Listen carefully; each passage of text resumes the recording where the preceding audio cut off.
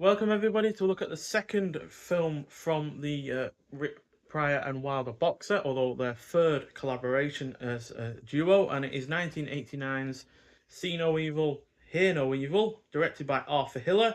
So that means that these two have reunited with their Silver Streak director. But he also did the nature horror film Nightwing. So this is a comedy thriller, just like Silver Streak was. Clocks in at 103 minutes long. Also stars the likes of Alan North, who was in Highlander, and Anthony Zerbe, who was in the likes of License to Kill, Star Trek The Insurrection, the first two Matrix sequels, and They Call Me Mr. Tibbs, which, if you want a link between this and the prior film, that isn't obvious, because obviously also Richard Pryor and Gene Wilder are a link, then look no further than Anthony Zerbe, because he also was inside in They Called Me Mr. Tibbs, which was a film that starred Sidney Poitier. So yeah, nice little link there. So a murder takes place in the shop of David Lyons, a deaf man who fails to hear the gunshot being fired. Outside, blind man Wally Kuru hears the shot but cannot see the perpetrator.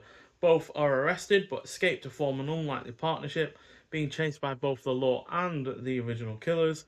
Can the pair work together to outwit them all? So, yeah, this third collaboration between Pryor and Wilder isn't quite as good as their prior two efforts, which is primarily down to it not being as funny. But the chemistry between them is still evidently there, even after a 9-year gap, and that means that it still manages to be enjoyable. There are also still a solid amount of laughs. It is well paced. The premise is predominantly well executed.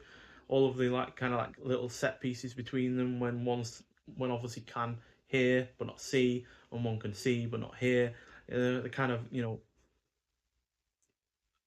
comedy aspects that can be getting out of that are really well done for the most part. It is engrossing throughout and has a decent score, while the cinematography is on point. So yeah, like I said, not quite as good as Stir Crazy or Silver Streak.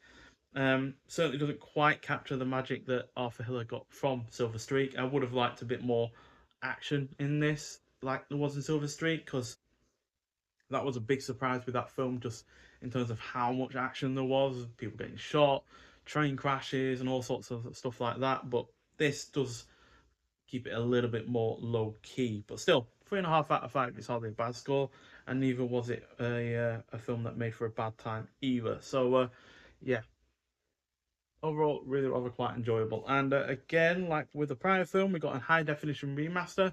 Again, no issues with the sound quality or picture quality, both are really rather good. Got the original stereo audio. Then we have audio commentary with journalists and authors Max Every and Brian Reisman from 2024. They also did the audio commentary for the previous film. Then we got Fairlight Entertainment 2024, clocking in at 5 minutes long. Composer Stuart Copeland remembers his work on the film score. He was a member of the band The Police. So it's interesting that he also did score music. I never knew that he did. Then we have the making of See No Evil, Hear No Evil from 1989, clocking in at 8 minutes long, original promotional documentary.